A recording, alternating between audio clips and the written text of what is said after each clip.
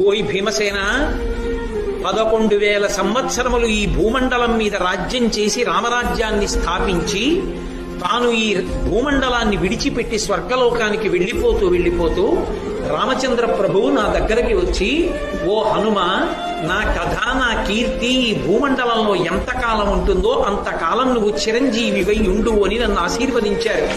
కాబట్టి నేను ఈ గంధమాదన పర్వతం మీద గుహలో పడుకుని ఉంటాను. ఓ భీమసేన, నేనే హనుమంతు.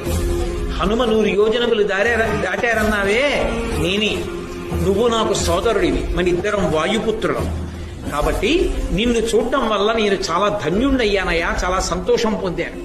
భీముడు కూడా అన్నాడు, మహానుభావ, మీ వంటి వారి దర్శనం అవడం అంటే మాటలా? అందుకొచ్చింది ఆ సౌగంధికా పుష్పం. దేవతలు ఏది చేసినా పాండవుల ఉన్నతికే చేస్తారు. ఎక్కడ ధర్మం ఉందో అక్కడ అనుగ్రహం. గాలికి పువ్వు వచ్చినా అనుగ్రహానికే వస్తుంది.